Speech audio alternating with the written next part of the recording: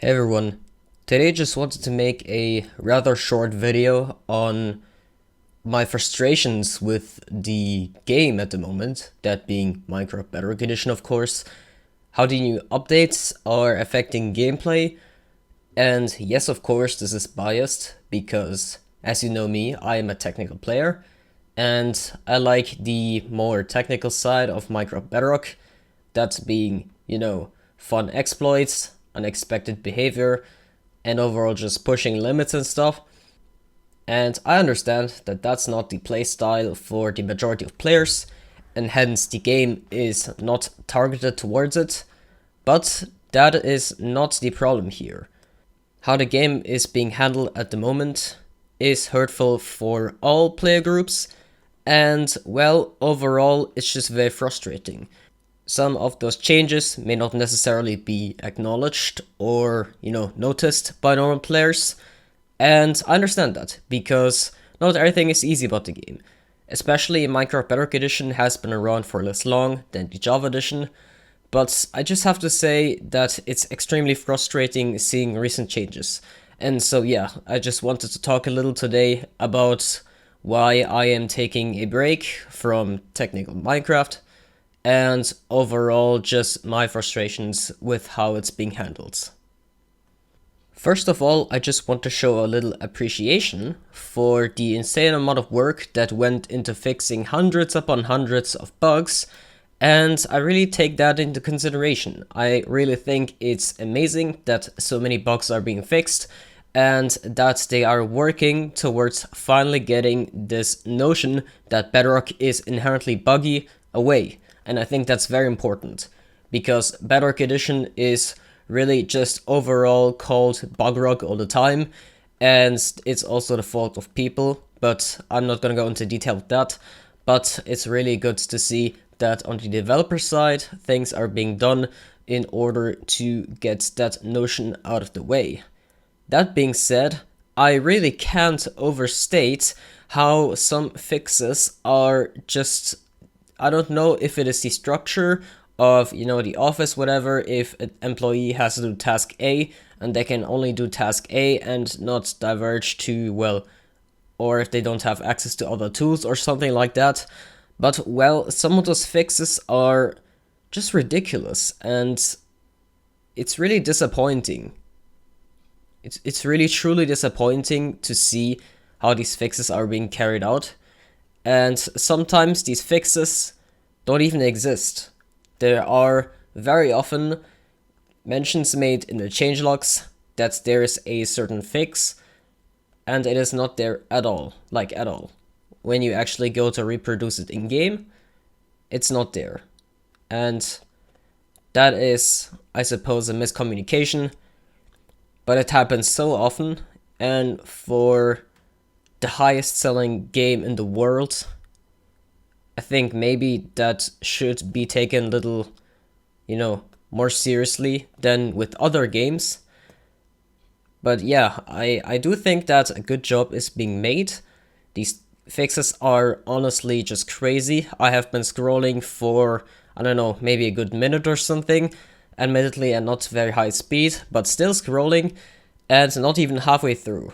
But still, some of those fixes are, like I said, pretty ridiculous, and we can take a look at some of them. First of all, I want to go back to some 1.14 releases, and especially the 1.14.20 version. And that is one that was probably one of the first that introduced very major bugs just based on trying to fix something else. And yeah, it's just really weird. Now, the first thing I want to take a look at is a change made in the 1.14.20 update, and this was quite a while ago. I had already made a video on it, but there was a change made to how moving blocks interact with entities and players in order to, I quote, have players no longer bounce when being pushed and pulled by honey blocks and pistons. And when you think about it, it couldn't be that bad, right? But the problem is the way they changed moving blocks completely broke several things, and that includes, for example, slime block launchers, and overall just a lot of things. I'm not gonna go into detail with that. If you are interested, I already have a video on the 1.14.20 update from quite a while ago, and that overall just broke a ton of things. And that was a hack fix. I'm going to use this word a lot. A hack fix is basically a fix that is very poorly made, or basically there is just tape smacked on top of the issue instead of, you know, fixing the actual issue.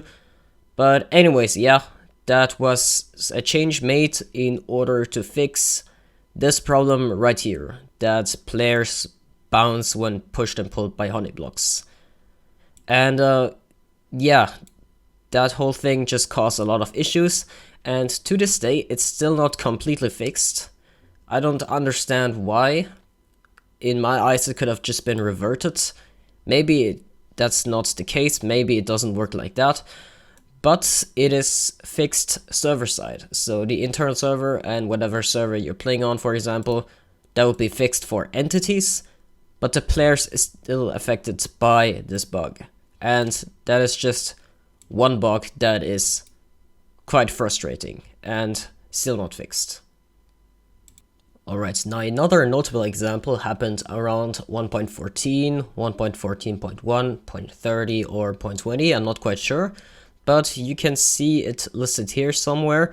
Restored kelp growth to its proper faster rate, and there was an issue, I believe around 1.13, that kelp would not grow properly, and that was being problematic because it would cause a lot of pending ticks, and pending ticks are essentially just a way for the game to schedule updates, but there's a cap, and if that cap is exceeded, then a lot of things will stop working. For example, observers, a lot of redstone, water will not flow properly, sand will not fall properly. There's just a lot of issues when there's pending tick buildups, and that usually doesn't happen, but it did happen here for some reason with kelp. So that's why kelp ended up being nerfed tremendously. And on about 3 occasions, I'm not sure if it has been removed out of changelogs, but there has been several occasions where it was improperly marked as fixed, but it simply was not. And I'm not sure if that's internal communication that is at fault here, or what exactly is happening, but it's just a little disappointing. Alright, now I just want to take a look at 1.15 betas. Now 1.15 never exactly released as a full version, but it was supposed to be a parity update, and the changes made in 1.15 betas got absorbed into the 1.16 update. That's why the 1.16 changelog is so massive. It's bug fixes that have been amassed over several months. So when you think about it, maybe that's not really that good of a number for the amount of months, but I don't really want to go into detail with that. I just want to take a look at some of the changes made in the 1.15 beta. And some of these changes are great.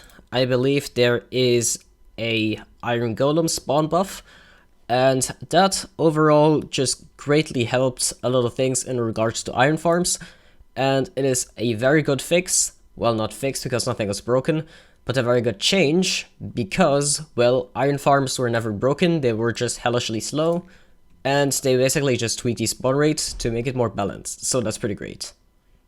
One of those changes would be the removal of gravity block stacking.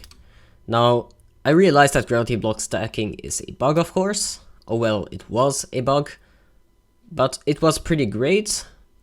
It was honestly balanced, not dangerous for anything at all. And if you don't know what that is, basically when there was a upwards facing piston and there was a transparent block on top, then gravity blocks would stay in, well, entity form and they would not break. And that was actually very fun because you could make very cool and very fun contraptions with it. And, well, even though it is not in Java Edition, I don't think that it should be removed, because likewise in Java Edition there's a lot of weird mechanics that don't necessarily make sense. but they're still there. And yeah, so I don't think that it should be removed from that reasoning, but I do realize, of course, that it is a bug. And yeah, as you might have guessed, it was removed. And well, of course, the reaction to that was, how do we make them change their minds? It was still in beta, of course, and that change wouldn't come to a stable release until the 1.16 update, so people decided to make feedback posts on the feedback website, because the feedback website is, of course, the only way to make ideas known to developers outside of the bug tracker. And the bug tracker is, of course, only for bugs, for actual issues of non-intended mechanics or bugs, all that. The problem with the feedback website is that posts will get stuck in approval, and they will get stuck in approval for several days. And currently, for beta suggestions, all posts get deleted with every new beta. This is only for Bedrock Edition feedback posts. I don't understand why feedback posts get deleted, because the reasoning is that they should only be relevant to the current beta. But if that's the case, then the title can just be changed by moderators of the feedback website to include a version of which beta version it was related to, because that's exactly what happens for Java Edition snapshot feedback posts. Yet it just gets deleted. And the problem, of course, is that those posts get stuck pending for several days, more than 7 days, and well, they never actually get approved before they get deleted. That, or they get deleted before, but there is no way of knowing if they were rejected or not, because the feedback website doesn't actually send you an email for why your post was removed, despite it, it should actually do that, but it doesn't actually do it. And that is very frustrating, because it just means that communication is very limited with developers when you don't know why it gets removed, and it just gets removed nonetheless, because with every new beta it gets removed.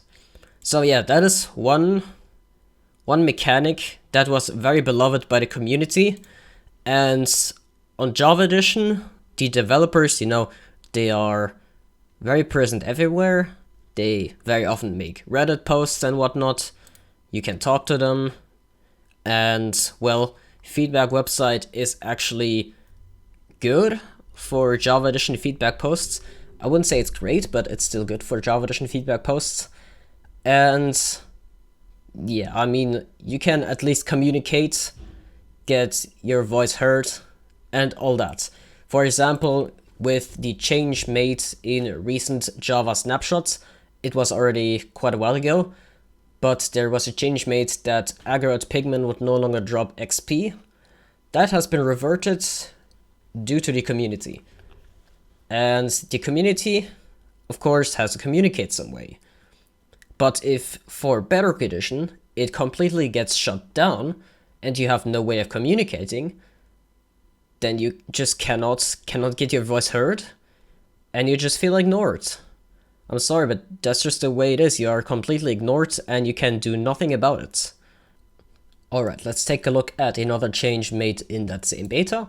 And it is a fix which lists the wither no longer breaks obsidian during its spawning animation. Now that is Java parity. On Java Edition that should not happen either. But the problem is that now withers don't break obsidian at all with their attack. And their attack, by that I mean when they are aggroed. When they are attacked, they will counterattack and break a set amount of blocks. They should break obsidian, because of course you shouldn't just be able to encage them in obsidian. Now of course, personally I am biased because I enjoy obsidian farms, and in order to make fast obsidian farms you need the wither to be able to break the obsidian with its attack and not the skulls. Now of course, these skulls will still break the obsidian. That's why you can't just make an obsidian box, and the wither cannot, well, escape. It will still escape because the skulls still break it. But it just doesn't make sense because the attack animation, I mean not the attack animation, I mean just the attack when the wither itself gets attacked is completely unrelated to the spawning animation.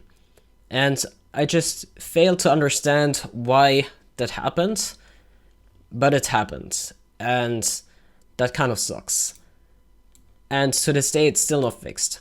Luckily, the bug report has not been listed, well, working as intended, but that is not the proper bug report. There's another bug report for obsidian not being able to be broken by the attack. But yeah, it's not being fixed for a while. Like a lot of other bug fixes, they introduce more issues than they fix with bug fixes. And that is just making improper fixes, and that is just so incredibly frustrating. Fast forward to the 1.15.0.55 beta.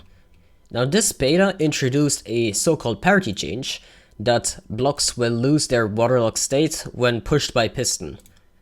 Now, you can technically label this as parity, because when you push pistons normally, without using some of the Java pistons behavior, they will indeed lose their waterlogged state. But there is several reasons why I would not list this as a proper parity change, and it just doesn't make sense from a game design standpoint to remove it, because it is just creative, it is not harmful in the slightest, and it's overall just a great thing. Now, one reason it could have been removed is to patch one type of zero-tick sugarcane farm. I do understand that zero-tick is not intended, and I think too that eventually it should be removed. But if you want to remove it, then you fix the actual problem, which is that, well, plants will misinterpret a breaking update for a growth update because you restore the conditions fast enough.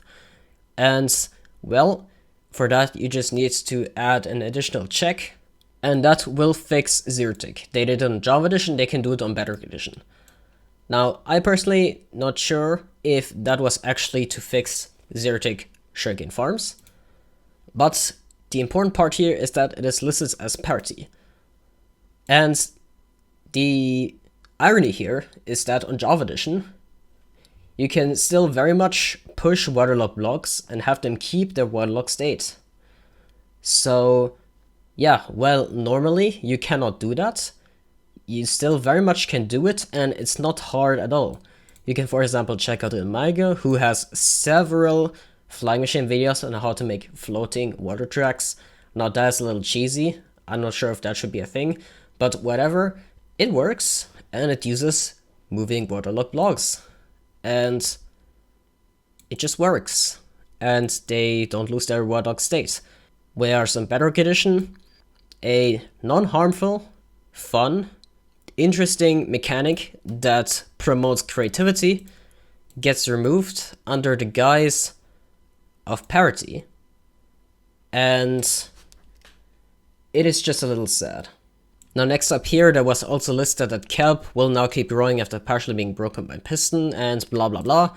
I don't think it was fixed in that update either. I don't remember it properly, but there was at least 2 or 3 times a mention that Kelp growth was fixed, and it wasn't fixed after all.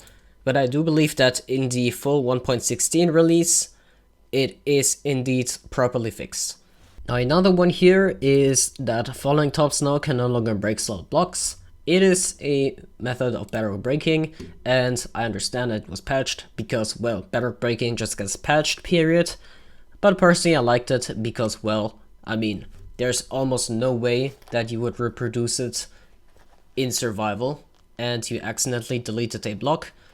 But I understand why it was removed, and while I personally don't necessarily approve of it, it makes sense, so I cannot really complain here. Now here's an incorrectly listed fix once again. Technically it is correct, well, partially correct, and it is a bug report that I made about warped and crimson huge fungi being able to delete blocks.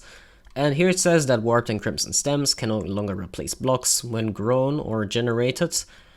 And it's partially true. They can no longer replace solid blocks.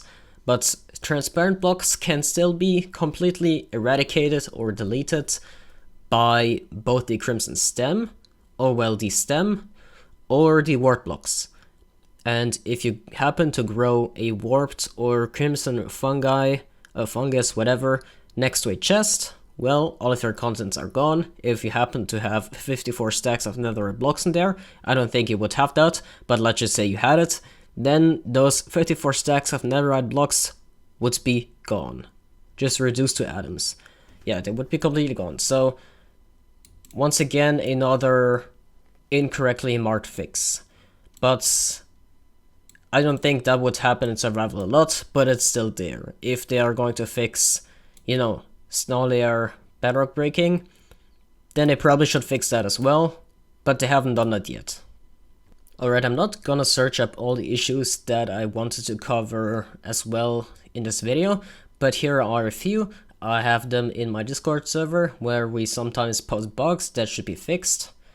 And here's one, for example, soul sand collision box incorrect, and I made the bug report, and the soul sand basically has a full block hitbox, and the reason for that is to fix pathfinding. And that's just ridiculous. You don't change a core property of a block just to fix, mouse pathfinding over it. If there's an issue with mouse pathfinding over soul sand, you don't change the soul sand, you change the pathfinding. Similarly, with collision box changes, there was also a change made to pressure plates, and pressure plates would have a collision box in order to fix a respawn bug. And once again, that is another hack fix. That is just, I don't know how to describe it. It's just ridiculous. That's not how you fix a bug. It's just, okay, I'm not gonna talk about the nature of hack fixes too long, but they're just employed way too often. Maybe it's because one employee is assigned to a bug and they don't have the resources to fix this or that. But in that case, just communicate. I don't know if there is a lack of internal communication, but it needs to be improved upon. Now, another change that I've covered in the past, and I'm not going to go too much into detail into it anymore because honestly, I'm so tired of talking about it, is the reduction of the despawning range and it's overlapping with the spawning range. So basically, for a while, there was the 24 to 54 spawning radius, and it has been like that for a while. In the meantime already it has been nerfed, but I'm going to talk about that later. But in order to fix an issue with the despawning range being too large, they reduced the despawning range to 44 plus for the instant despawn. And that would be problematic because it would overlap with the spawning range, and it just means that mobs will keep spawning and despawning instantly from the 44 to 54 despawn range until, well, inside of that area, on the inner side of that area where the mobs would not spawn and instantly despawn, the cap is filled. And that is just a little questionable how that works. And it is a limitation with simulation distance 4 that the radius had to be reduced to 44 plus blocks for the instant despawn, so that when you were standing in the corner of a chunk, that the despawn range wouldn't reach outside of, the simulation distance. And yeah, that is just how it had to be. But there are ways you can make other systems in order to prevent that problem. But unfortunately, that is not how it was handled. They just applied a range of 44 plus blocks in order to instantly despawn the mobs. Now, that being said, there was a very excellent despawn system implemented when your world's simulation distance was on simulation distance 6 or higher. Basically, it is a combination of the 128 instant despawn radius from Java Edition and because, well, simulation distance is horizontally shorter than 128 radius. There also was a chunk edge despawn system implemented that just despawns mobs when they are in the outer chunks of the simulation distance. And that way no mob could escape the simulation distance without being despawned before. And there would not be a tiny vertical despawn range for mobs, so that would not break fall damage based mob forms. But the simulation distance 4 R44 range problem still persists, and I want to talk about it a little more now. Fast forward to 1.16.20.50 beta, there was a change introduced that the mob's maximum spawn radius is now 44 blocks. Now, initially this was received very poorly because, well, that's the way it should be. That's not how you fix a problem. When the problem that was introduced is the despawning, you don't adjust the spawning to match the despawning, you fix the despawning. And this is understandably a good temporary fix in order to, well, prevent spawning and instant despawning. But that is only an issue on simulation distance of 4, because in other simulation distances, the despawn range is not 44. And if you might think that I'm being nitpicky here, it is very problematic, because when you reduce the spawn range from 24 to 54 to 24 to 44, it is incredibly less spawning spaces first, and that doesn't mean that you will get less mobs in normal gameplay. It means that you will get more mobs in normal gameplay because they will all be focused closer to you, and it makes gameplay almost unplayable. For example, when you are in the Nether and a Basalt Delta, Rufus Atticus likes playing with his kids, and it's just impossible because they're constantly magma cubes spawning and despawning, and they just spawn right in front of you. Of course, 24 blocks in front of you, but still, it is very much almost unplayable. And 24 to 54 isn't much better, but 24 to 54 is the way it's meant to be. Anyways, remember how I said that it's only an issue on simulation distance 4? Well, of course, people got mad that this change was to be implemented on all simulation distances, and people tested accordingly. And, well, on all simulation distances, the spawn radius was reduced from 24 to 54 to 24 to 44. Now, before you say, why don't you just use a behavior pack to change it, because, well, spawning ranges are data-driven, you can modify the spawning ranges, but that is the hard-coded maximum now. So, 24 to 44, well, 44 is the maximum hard-coded spawning range, and you cannot go further than that. We already tried it for exploit, we tried it via a behavior pack, or just changing the spawn rule JSONs within the BDS folder, and nothing spawns past 44, and that is just hard-coded. And yes, like I said, it is on all simulation distances. Now we can take a look at a statement made. Okay, let's just take a look at this tweet. This is Jay. Jay is a very cool guy. I have no hate against him or anything, but I just think the developer, well, not attitude, but maybe communication is a little lacking. So let's take a look here. Here's a tweet from someone, and he says that Sim 6 Plus are perfectly fine for R54 spawning, and I 100% agree with that. The spawning should be range 54, like it has always been on simulation distance 6 and higher, because there is not the R44 despawn implemented on that simulation distance. So, Jay responds that the 44 spawning radius is just for sim distance 4.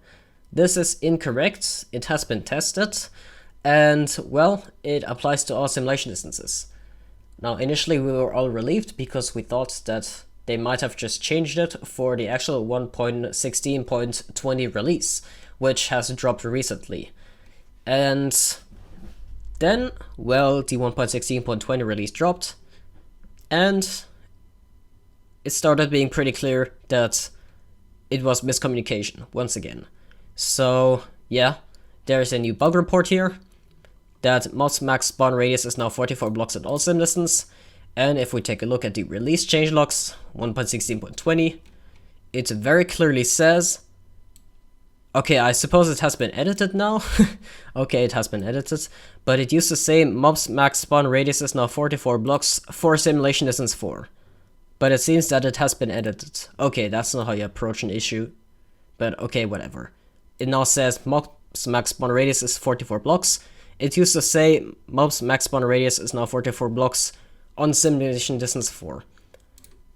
But it is a confirmed issue, and that should be the way it is. It should only be 24 to 54 spawning on simulation distance 4, and it should be 24 to 54 on simulation distance 6 and higher. But that's not the way it is. There is a severe reduction in the radius, as you might have noticed by now. So that is still an issue, and it is a little sad. Maybe that gets fixed sooner or later. Now I just want to go into some other issues that have been, well, mentioned in changelogs, but not actually carried through. So for example, custom names now modify boss bars. I tested that. That's not true. That doesn't happen. Here's another one. Ender crystals cannot be pushed. That is incorrect as well. Ender crystals can still be pushed. Now initially people got mad, including me, that this was removed. And the assumption was that it was made to make Bedrock farming harder.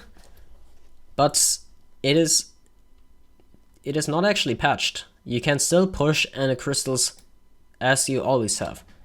So either an employee tested if they could push ender crystals and they were unable to, so they decided to put it in the changelog. That was an idea that 77 Tigers had, and I found it quite appealing because I could see that happening. Or it was just done in order to make people think that you cannot farm Bedrock anymore, whatever. But yeah, that is not true. That is not actually what was changed. It wasn't changed at all. Now fast forward to today, and this was really the last straw for me. I'm probably taking a big break from technical Minecraft now. And there are some very nice changes in today's beta. For example, undamaged mending items will no longer prevent mending items from damaged mending items from being repaired. And that is the smart mending that was introduced in Java Edition 1.16. And that's great. I really think that's awesome. But there are some other changes that are just ridiculous, and I don't understand. Here's the first. Fixed a bug that could cause falling blocks to duplicate near a portal.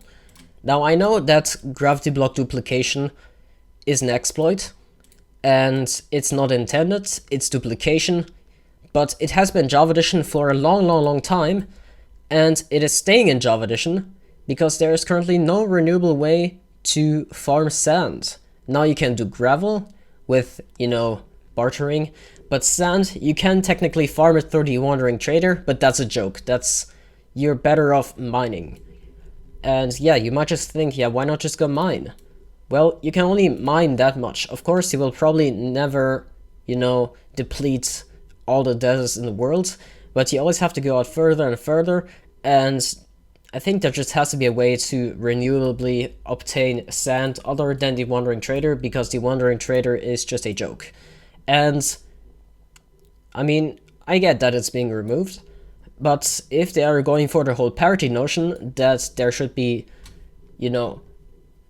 sort of equal features with Java Edition, then they could at least pick up the mindset of the Java Edition developers, that they won't be patching out much used, exploits, so to speak, if there is not a legit alternative. And yeah, it's just, gravity block duping was admittedly a little too strong when you really knew how to make use of it, but it is just too much for me. I don't feel that much like playing Minecraft anymore after this now. Here's another one. Falling blocks will now break after falling for extended periods of time. Now, from my understanding, this is more or less just a hack fix in order to prevent bubble column based sand pushers. And I do understand that technically it would be harmful to have falling blocks suspended in bubble columns over longer periods of time. But if you're doing that in the first place, then it's just your fault that you're causing lag. And we were denied of making sand pushers using pistons, or well, gravity block stacking, because, well, that was a bug apparently. But now they deliberately remove our legit method of making sand pushers. If you don't know what sand pushers are, I have an explanation video on them, and they are very unique, they are very useful and fun, and this is just ridiculous. It is just inconsiderate, it limits creativity, and it's overall just, it's not fun. Minecraft is about fun. Okay, I get that bugs and all that should not be necessarily part of the fun, but this isn't harmful. This is just cutting into creativity, and I don't know, I just feel like everything is being done in order to make the slightest thing that doesn't cohere to Java Edition patched out, and that is just a little sad. Here's another one that is marked as fixed, but wasn't actually fixed. Puzzle no longer generates below the top layer when spawning large trees. This was an issue because, well, it would prevent tree farms that use dirt from working, because once the puzzle generated into the dirt, then the puzzle would actually prevent trees from growing. And yeah, dirt is being used in tree farms because it is ignored by the tree growth algorithm. And yeah, that did break large spruce tree farms. And not just that, it's just a little weird overall. So it is good that it was meant to be fixed and that they're trying to fix it, but it is not actually fixed. And that is something I just don't understand. Why put something in a changelog if it's not actually fixed? And if they had the slightest bit of quality control, then perhaps it would have been properly fixed. Or, you know, not put it in changelog. If it's not fixed, don't put it in a changelog. Just take your time. You can take more time, you can take 2 weeks for every beta, and more thoroughly test it. That's my take on it. Just take your time, make it polished, don't make it fast. Because I'm a technical player, of course I get more mad about these things than other players do. But please, I'm not saying please everybody, but please just try to spend time. Not, you know, not just be like that. I hope you do understand what I mean, but yeah, it's just very frustrating. Now that was a lot of rants and a lot of talk about very specific fixes, and there are dozen more fixes, maybe hundreds more fixes that are not actually fixed at all, or that are incorrectly fixed, or some form of miscommunication, either internally, either through the changelog, or both. And it's just extremely frustrating. And that is just why I will be taking a break from technical Minecraft or just Minecraft, because I just can't anymore. It's just very frustrating, and I hope that people understand me. And it's really just incredibly limiting and frustrating to play this game the way that I do. And others that don't play as technical as me, they may have fun, but I just don't. I don't anymore at the moment, and I don't want to make forced content on something that I don't have fun about at the moment. So, I'm not saying I will never play it again, but I will take maybe a small, maybe a longer break. The shortest would be maybe 2 weeks. That is partially because I'm going on vacation, so I won't be able to make content anyway, but I just want to take a break. And shortest maybe, like I said, could be 2 weeks, maybe some months. I don't think it's gonna be super long, but at the moment I'm just completely burnt out of this game. And I feel like the developers are just completely ignoring everything. Like, for example, well, not everything, my bad. I don't want to say everything, but they're just ignoring deliberate attempts at helping how this game is being handled. For example, we provide a plethora of solutions how to fix R44, and how the fix should not be to reduce the spawning range on, well, simulation distance 4 in order to be coherent to the R44 despawning so that there's no overlap. And yeah, there are just a lot of very creative solutions provided. On one hand by coders, for example Rufus Atticus.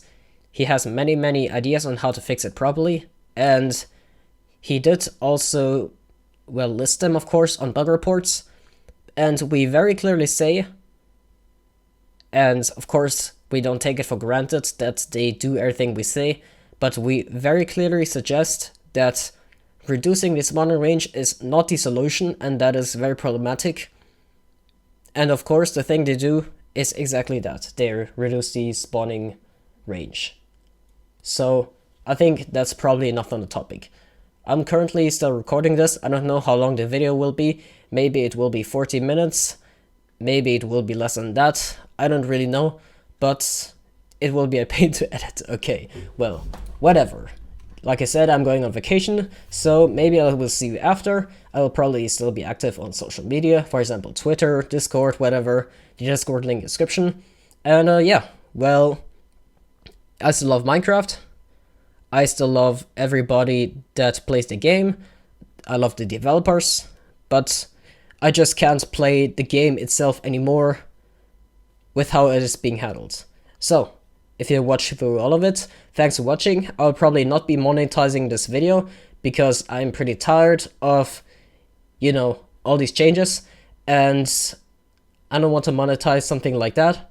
So, yeah. Thanks for watching, and I will see you around. Bye!